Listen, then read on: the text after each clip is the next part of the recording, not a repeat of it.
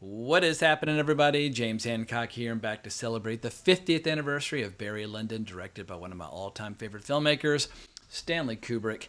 The anniversary in the UK was last week, but for American audiences, the movie was released on December 18th, 1975. But this will sadly be the last of my 50th anniversary videos for the incredible year of 1975. And over the course of 2025, including this video, I reviewed 11 movies from the year 1975, and I'll include a link to that playlist down in the description below. But tackling these movies on this channel over the course of 2025 has been some of the most fun I've had with this channel all year, and I look forward to tackling more 50th, 75th, and 100th anniversary videos next year. Now, the temptation when tackling a movie like this, and what can also make a video like this kind of intimidating, is the risk of simply regurgitating all the available information out there that you can find like on the Criterion Blu-ray or Wikipedia or IMDb or all the various books out there. Like the shelves are breaking under the weight of all the books written about the career of Stanley Kubrick. And while I'll be getting into some of the granular detail, but every stitch of clothing used in the movie and every candlelit room that was featured so beautifully in the film, I'm going to try my best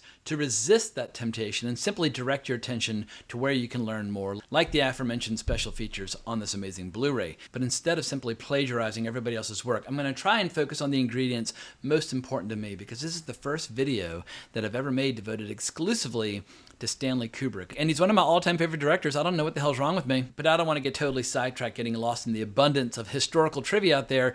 That said, in 2022, I had the unique pleasure of visiting the Powerscourt estate in County Wicklow, Ireland, one of the astonishing locations featured prominently in this movie. And the reason I was there is because director Robert Amara had this incredible idea of making a documentary about some of the famous film locations in and around Dublin, Ireland before he moved to France. So he recruited me, Bill Scurry, and Simon O'Neill, and we just took turns talking about all these incredible locations and all these incredible movies, but I'll also include a link to that documentary down in the description below.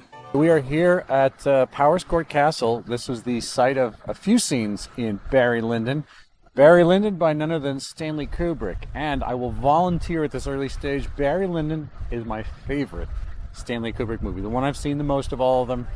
And every single time I've seen Barry Lyndon, it has been an event. Since my goal of this video is to make it as personal as possible, let me start with this. Like any aging film enthusiast, it's very easy to get bitter and cynical about the state of film culture. And I'm not saying I'm wrong about all the movies that I've criticized over the last few years. However, if you make an effort, and if you look long and hard enough, you can find causes for hope in 21st century film culture. And I think Barry Lyndon is the perfect example.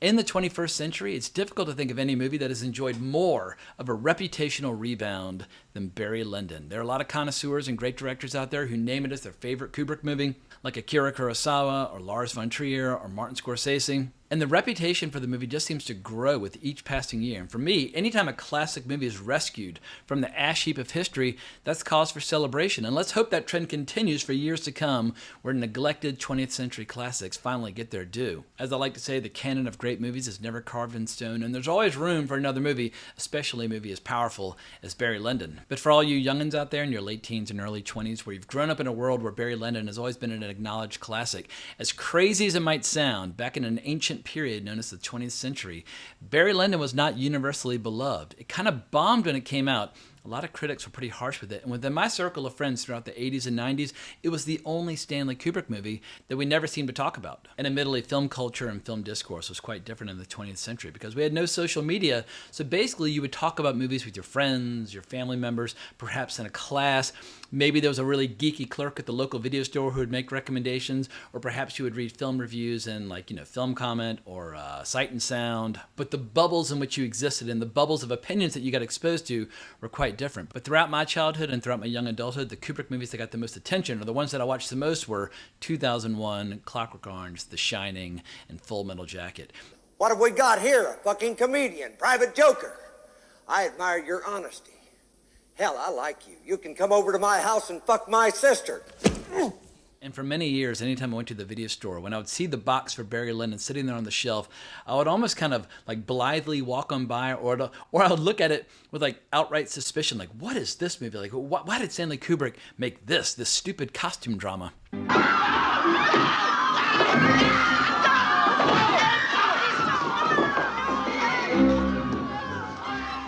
Then in college, my interest in Stanley Kubrick started to intensify, to put it mildly, and I took this incredible introductory film class where one of the movies that we watched was Dr. Strangelove, which rapidly shot to the top of the list. One of my all-time favorite movies by Stanley Kubrick, one of my all-time favorite movies, period. It might be the Stanley Kubrick movie that I've seen the greatest number of times, but Clockwork Orange, The Shining, and Full Metal Jacket, all those movies are contenders for Kubrick movies that I've seen the greatest number of times. But thanks to that film class, I started going back and watching a lot of Stanley Kubrick's earlier movies like The Killing, which is one of my all-time favorite heist movies or crime films, however you want to describe it. Or they're getting paid to perform certain definite duties at a certain definite time, and they're not cutting in on the take. They'll be paid a flat price to do a straight job. Or the incredible double feature of Paths of Glory and Spartacus, which he made with Kirk Douglas. Or Lolita, which is quite a saucy movie, adapted by the author of the book himself, Vladimir Nabokov. But for some reason, even though I was watching all these movies, I still resisted watching Barry Lyndon. But then two things happened back to back. First, I saw Barry Lyndon on the big screen at the New Beverly in Los Angeles. And then after that, I watched this incredible documentary, A Personal Journey with Martin Scorsese Through American Movies. And this was basically my Bible, my final year in college. And I watched it over and over and over again. And there's a section in the documentary devoted to the iconoclasts. And within that section, he's tackling filmmakers like John Cassavetes and basically any director who ever kind of took the system head on and made their own movies their own way. And much to my delight, in the documentary, Martin Scorsese devotes a ton of time to celebrating the career of Stanley Kubrick. You can tell this is one of those directors that he really looked up to right as Martin Scorsese was embarking upon his own filmmaking career. So if you're a fan of Lolita, you'll be happy, but you'll be even happier if you're a fan of Barry Lyndon.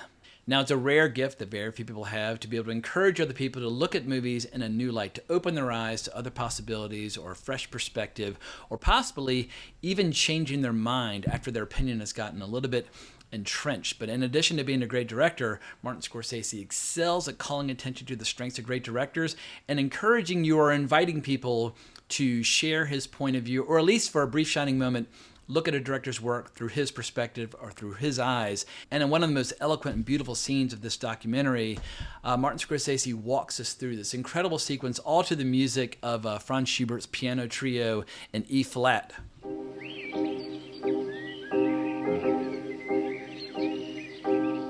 Where without a word of spoken dialogue, Stanley Kubrick treats us to one of the all-time great seduction sequences ever caught on film, where first we have this incredible card game, of course all lit beautifully by Candlelight, which we'll get into greater detail later in the video. But we have Ryan O'Neal and Marissa Berenson basically indulging in like full-blown foreplay just with their eyes. They're staring at each other and looking away and kind of furtively glancing away. But you can feel this brewing, just building sexual tension, all while this extraordinary music continues to unfold over the course of the scene. And the scene gets so intense and so unnerving in some ways. When I was recently rewatching the movie with my mother, she'd never seen the movie before. But as we were watching that scene, she was, "Jamie, what's happening? I don't understand." She could feel the tension, but she couldn't quite understand. I was like, "Mom, just watch the story. Just it'll all be told in pictures, not with words." And then the scene continues as we see Ryan O'Neal approaching Marissa Berenson from behind when she goes outside for some air. That actually is one of the few lines of dialogue. But then the scene beautifully crescendos as Ryan O'Neal gently approaches her from behind. She turns around, they kiss and embrace, and then the love affair is on. And it's just a remarkable case study in how to tell a story beautifully just with images and pictures, which is the exact opposite trend of a lot of shows and movies today, where because a lot of shows and movies today are regarded as second screen entertainment, the dialogue is crafted in a way where it's constantly telling you what's on the screen so that you don't actually have to look at the screen. That was not how Stanley Kubrick told his stories. He wanted you to be focused on the photography above anything else.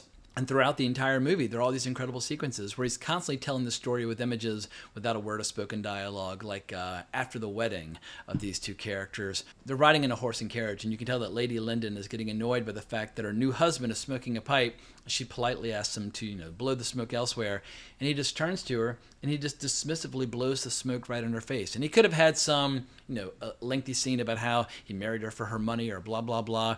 But with just a simple gesture, the movie tells us all we need to know about Barry Lyndon and how he is a career opportunist.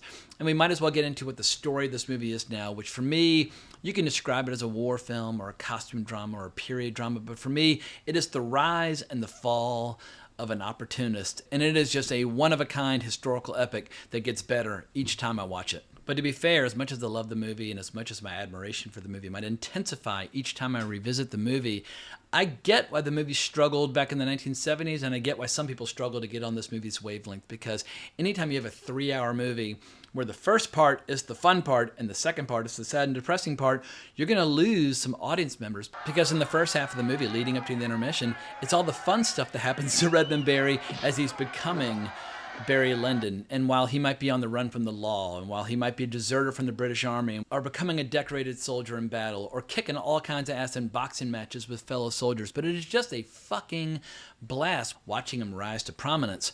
But there's a strange narrative trick to this movie, which very few movies employ, where the narrator is constantly reminding us every step of the way, Barry Lyndon eventually is doomed to failure, he's doomed to die, penniless and childless. You're like, oh my God, like what is going to happen? And it's interesting knowing how a story ends before you even get to the ending for the first time.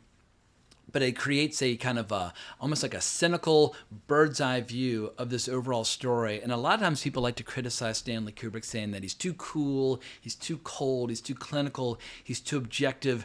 I don't entirely agree. It's just a different kind of emotion. He's not really interested in melodrama, but let's say you're sitting at a chessboard and you're facing a chess master who knows how the match is going to end every time you move a piece, and they're just kind of looking at you like, really? Are you going to do something that stupid? Like, watch as I destroy you. That is the emotion of a movie like Barry Lyndon, where Redmond Barry is going up against the chess master of fate and destiny that will ultimately cut him off at the knees, and we just get to sit back and enjoy the show. And I also reject the idea of Stanley Kubrick as some sort of cold-hearted monster, where he has this reputation of somebody basically with like a riding crop and a whip, demanding hundreds of takes from his actors and all these horrible exacting standards that nobody in the cast and crew could ever live up to. Because when you look at pictures of him on the set shooting Barry Lyndon, and there are a ton of them, and a lot of them are great, he's smiling and he's laughing. And when you watch some of the documentaries on this Blu-ray, and you hear from some of his collaborators in the different departments, whether it's in the production design department or the wardrobe department or whatever the case might be, they talk about how there's nothing more thrilling and exciting than when you delivered something that Stanley Kubrick liked. And while it might get frustrating, it might get stressful, trying to find the right locations or trying to find the right actors or trying to find the right wardrobe or the right painting for the wall. But when they found it, they're like, woo, all right. It's like there's a collective imagination at work. And obviously that collective imagination is being directed by Stanley Kubrick. But there are a lot of shots in this movie that were shot by second unit. Like, he has this reputation of obsessively holding his own camera. But some of the most beautiful shots in this movie were shot by other people. And say, hey, you know what? That's pretty good. It's going in the movie because they had their one crew that initially started in Ireland. Eventually they moved to the UK. But they also had a second unit crew that was traveling around Europe getting all these incredible footage. But then there are those shots in the movie where you're like, okay, I know that Stanley Kubrick was looking right over the shoulder of the DP for this particular shot because they're so exquisitely composed they could only be shot by Stanley Kubrick. And they basically take on the qualities of a beautiful still painting. And there were a lot of 18th century painters that were studied by Stanley Kubrick in preparation for this movie, specifically William Hogarth, Thomas Gainsborough, and Joshua Reynolds. But every once in a while in this movie, you'll see a shot that's so visually arresting and so beautiful that that still frame could hang on the walls of any major museum in the world. But I think at this point I have vomited enough of my initial praise in this movie. Let's slow down and take the rest of this video step by step, starting with the story, because originally Stanley Kubrick wanted to make a movie of Napoleon. And Napoleon, that's one of the great unmade movies in movie history. And film history is littered with all these kind of ill-fated productions that never reached the screen. But the big problem was that there was a rival movie with a similar subject matter called Waterloo being made in 1970. And so that kind of dissuaded Stanley Kubrick from making that movie. So instead, Kubrick went off and made Clockwork Orange, for which I'm eternally grateful, because the summer between my junior and senior year of high school, I think I watched Clockwork Orange like every goddamn day of the summer. I was listening to the soundtrack. I was completely and totally under that movie's spell and could think about little else in that strange summer. But at a certain point, Kubrick got the itch to revisit the 18th century, for which he'd already done all this incredibly comprehensive research for his Napoleon film. So instead, he settled on the work of William Thackeray. And I hope I'm saying that last name correctly, but his initial goal was to make a movie of his novel Vanity Fair, but then he realized that it was too complex. So instead, they decided to adapt The Luck of Barry Lyndon that was eventually republished as the novel Memoirs of Barry Lyndon, Esquire, which was published in serial form in 1844 by William Thackeray. And who knows, maybe Napoleon would have been a better subject for him, because by the time Barry Lyndon was finished, enough time had gone by where people had already kind of forgotten about Waterloo, because it was 1975 before Barry Lyndon reached the screen, because, as is the case with a lot of Kubrick's movies, the schedule went a little over, but he also liked to keep his crews very lean and very mean and very efficient. So the budget overruns weren't that much, but he ended up spending about $11 million on making this movie, which was a considerable expense at that time. And because it was so expensive, Warner Brothers insisted upon him using a top 10 movie star. And at that time, Ryan O'Neal, thanks to the movie Love Story, was considered a top 10 movie star. I've always felt a little bit like Ryan O'Neal might be one of the weaker ingredients in this movie. And I like him as Redmond Barry, and I like him as Barry Lyndon.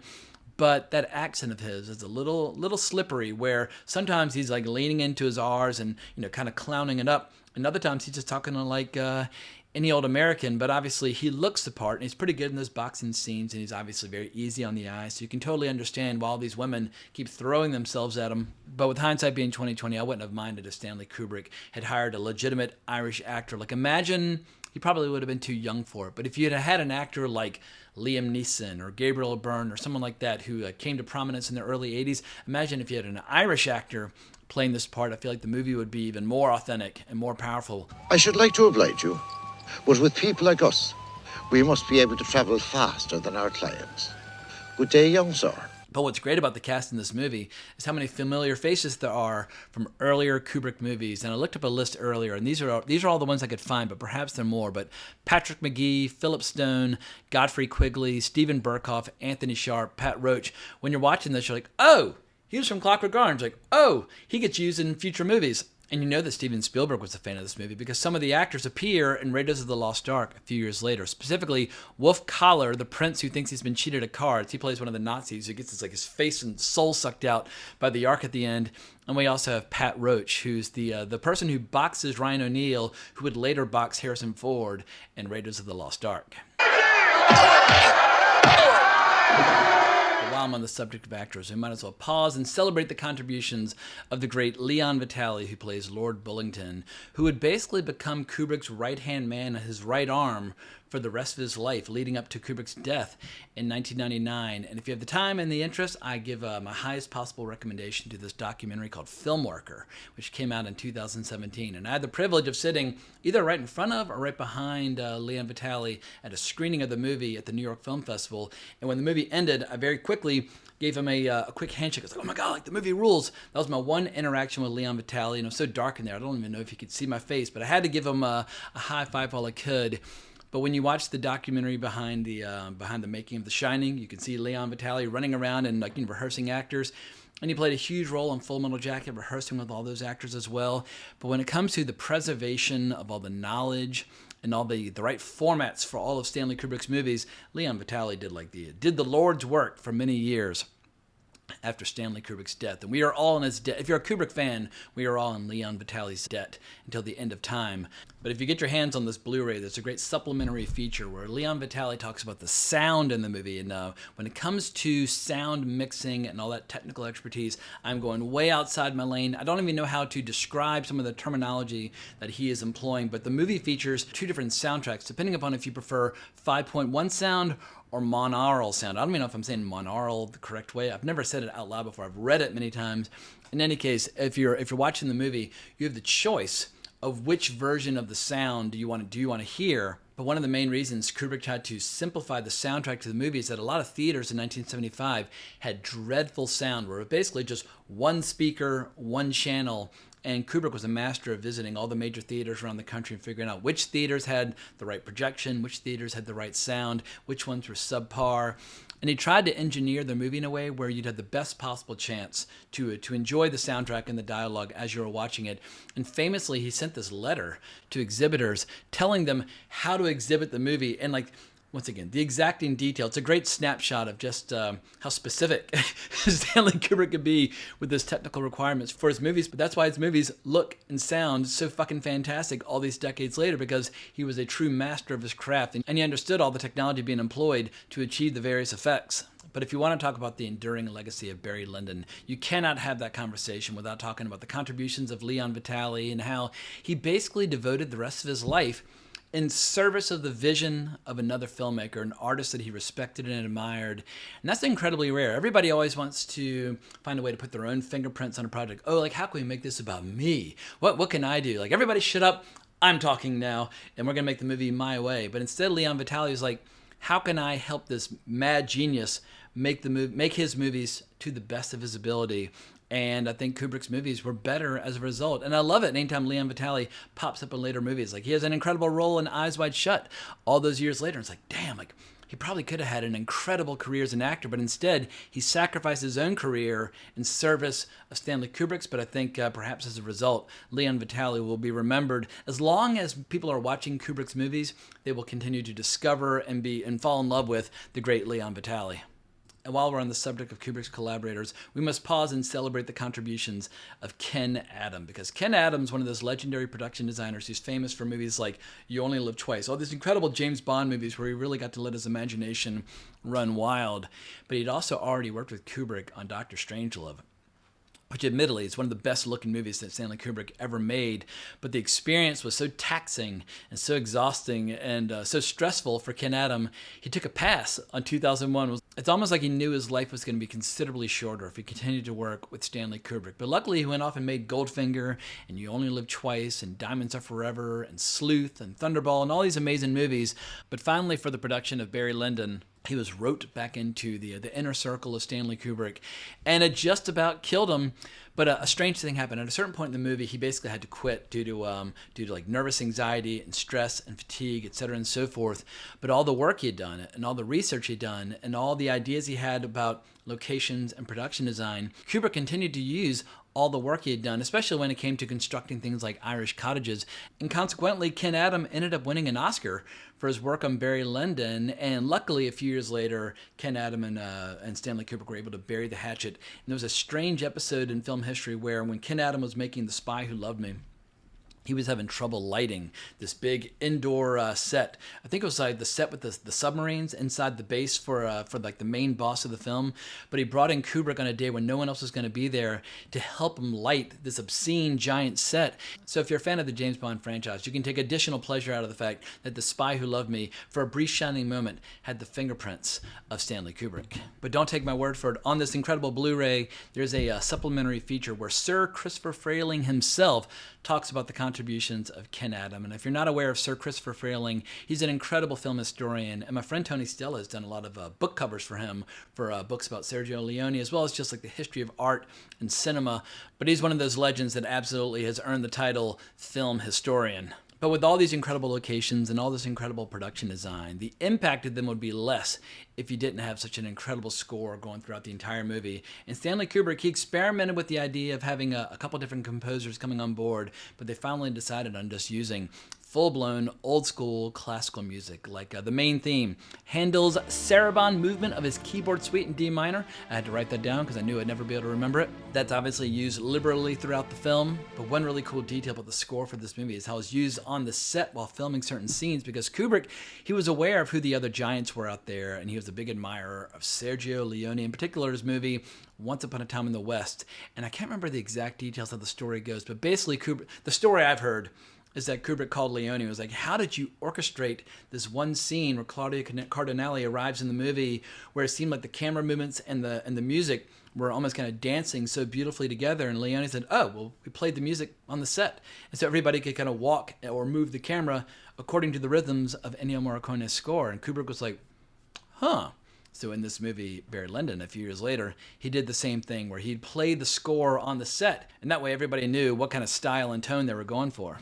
Now, I can't believe I've gotten this deep into the video without talking about some of the lenses used to achieve the photography in this film, but that's probably because I don't know my ass from my elbow when it comes to photography. When I hear somebody say, this is a very fast lens, I'm like, okay, like, well, what does that mean, that it's fast?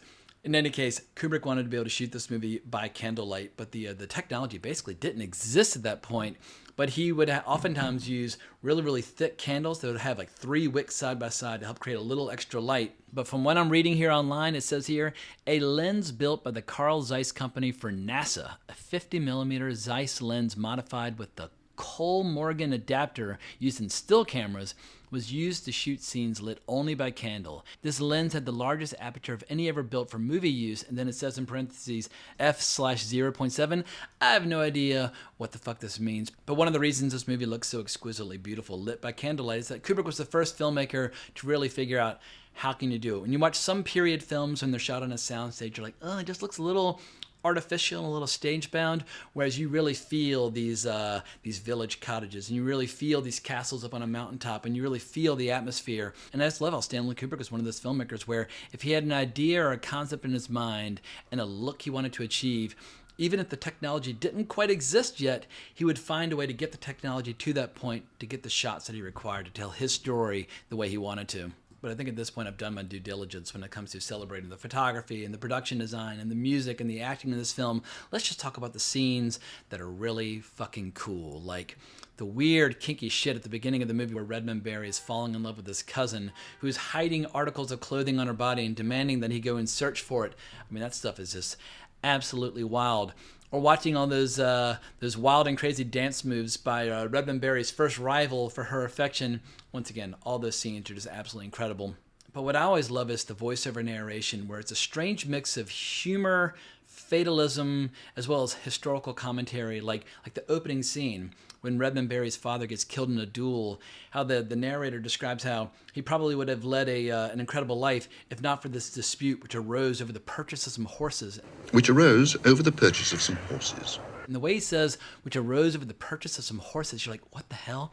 People are fighting to death over the sale of horses? Like, on one hand, it's one of the most beautiful shots ever conceived by a human being, but at the same time, it's the most petty dispute that you could possibly imagine. And that tension between the grandiose and the petty is used liberally throughout this entire movie. Or when Redmond Barry is sailing over to mainland Europe and the narrator starts describing the causes of the 7 Years' War and how it's almost too complicated and too tedious for him to even get into. Suffice to say, he just tells us which countries are fighting on which sides. It would require a great philosopher and historian to explain the causes of the famous 7 Years' War. And that tension is perfectly exemplified by the first major battle that Redmond Barry participates in. While it is a skirmish that is forgotten by the history books, it is not forgotten by those who participated, where we see these British soldiers just marching steadfastly toward their doom. And anytime somebody's shot down, they just close ranks and keep walking forward. But it's like, maybe get behind a tree or maybe charge or maybe do something. But nope, this is how they do it. They march in formation and they just march headlong right into their doom. And the chess master in Kubrick, and he was a chess master. He used to hustle chess games in Washington Square Park here in New York. You can almost see him like a big kid playing with his army figures as his pawns march straight into gunfire. But as warped as Stanley Kubrick's sense of humor might be in portraying the battle in that fashion, there's also a lot of heart and humanity there, where we see Redmond Barry just reduced to tears and just beside himself with grief as his one friend and companion in this world gets shot down for what turned out to be a completely pointless battle. And Kubrick obviously was no stranger to portraying war on the screen. Paths of Glory is a brilliant war film, especially when it comes to the trench warfare of World War I, or Spartacus, where you see the gladiators going up against the Romans, or Dr. Strangelove, when it's the signs like peace is our profession, where you've got two different groups on the same side fighting for control over a particular base. By the time he got to Barry Lyndon, Stanley Kubrick was a seasoned pro or a seasoned veteran when it came to portraying battles on the screen. And that would obviously continue with Full Metal Jacket in the next decade. And Kubrick just leans into so many fascinating details of war at that time, like when we see these village cottages being burned as the soldiers are dragging away the livestock, or after Redmond Barry basically gets kidnapped and forced to join the Prussian army, where he's subjected to the most horrifying cruelty you can possibly imagine. But we also get some really cool battle scenes where he gets to show just how badass he's become. And Kubrick loves his great POV shots, and I love that battle where we see the rifles and their bayonets. Like we see their POV as they're kind of taking turns, taking shots and reloading. Only Kubrick knows how to shoot battle scenes that way. But by far my favorite scenes in the movie are when Barry joins forces with the Chevalier du Balibari, if I'm saying that at all correctly, and they just become professional gamblers. But being a professional gambler at the time, especially when the nobility are your clients, means that every once in a while, one of them will refuse to pay the bill because they all gamble on credit. And you get those incredible fencing scenes where you see it is a life of danger. It's also it's a life of glamour and nice food and women and so on and so forth. But every once in a while, Barry has to pick up a sword and fight for what's theirs. But the second part of the movie is quite different in tone, where basically it almost becomes Leon Vitali's movie, Lord Bullington himself, where we see how, as a little boy, he resents his stepfather and the constant whipping and so on and so forth, and he resents the fact that his mother's basically humiliated herself marrying this common opportunist. He seems to me little more than a common opportunist. And we also see how Barry is just absolutely squandering the family fortune, the fine family fortune, as they keep saying it, while at the same time constantly committing one infidelity after another. And when Bullington finally reaches adulthood, he's such an interesting study in contrast, because on one hand, he's still like this little boy with his nice wig, his powdered wig and makeup, holding his mommy's hand during performances, in spite of the fact that he is an adult. But eventually, he just has this epic face-off where, in the most eloquent way possible, he lets Reverend Barry know that he is not going to put up with this shit any longer.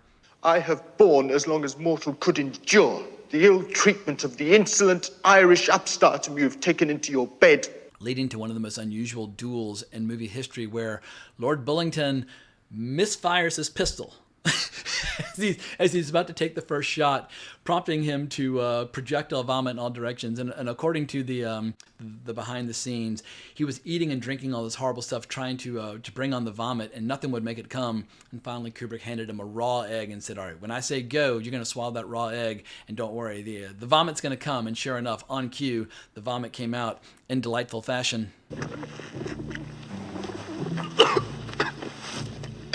But as I said before, I get why the second half of this movie lost a lot of audience members back in 1975. When you have a thrilling first half and kind of a bitter, cynical, depressing second half, yeah, you're going to lose some audience members. So it was kind of a financial failure when it first came out, which led to Kubrick deciding to basically make a horror movie for his next movie. He's like, all right, we're doing something commercial, and he proceeded to make one of the most popular horror movies ever made, based on either the second or the third novel by Stephen King. Like, Stephen King, now we think of him as this guy with this giant body work, but in the late 70s, he'd basically published like Carrie and Salem's Lot and The Shining and The Stand, only a couple books, but we'll save our debate about the merits of the movie versus the book of The Shining for a later video, because that 50th anniversary is going to be coming in a few short years. But it did put Kubrick back on firm footing, which allowed him to make Full Metal Jacket and eventually Eyes Wide Shut. But speaking of Full Metal Jacket, I recently came on board as an executive producer for a documentary about Full Metal Jacket called A Modern Art Masterpiece. I'm incredibly excited about it. It's being shot right now. Let me see your war face. Sir, you got a war face? Ah! That's a war face. Now let me see your war face. Ah! Just to give you an idea of what a hopeless fanboy of Stanley Kubrick I used to be, or still am to the present day, but back in 2001, I used to do a lot of drawing as a hobby. So I took this book of Stanley Kubrick interviews, and I decided to draw this little homage. I'll put these side by side, and I'll cut away to a little close-up. But I put it here in a word balloon, "Put the camera where I told you to, or get off my set." But that line comes from an anecdote about the filming, I believe either The Killing or Killer's Kiss, where a DP assumed Kubrick didn't know as much about photography as he did, and he set up a shot slightly differently from how Kubrick asked him to, and that's when Kubrick told him, "Put the camera where I told you to, or get off my set." And in any event, in this book, it wasn't just Kubrick that I drew. I also drew Jean-Luc Godard, and I think there's a Peckinpah drawing in here somewhere. Yeah, here's Bloody Sam Peckinpah. Once again, you can tell I worshipped these filmmakers totally out of proportion, or who knows, maybe totally within proportion, because they're all legendary directors.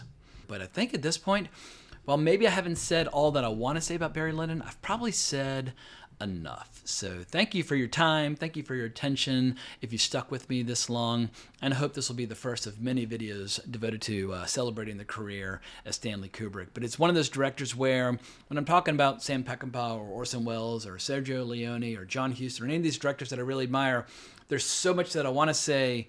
It's overwhelming and kind of intimidating. So it's better if I can kind of break up the careers into little bite-sized chunks.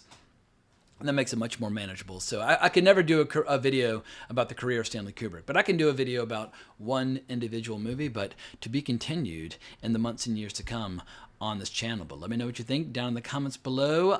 Remember to like, subscribe, hit that notification bell, but more importantly, as always, onwards and upwards.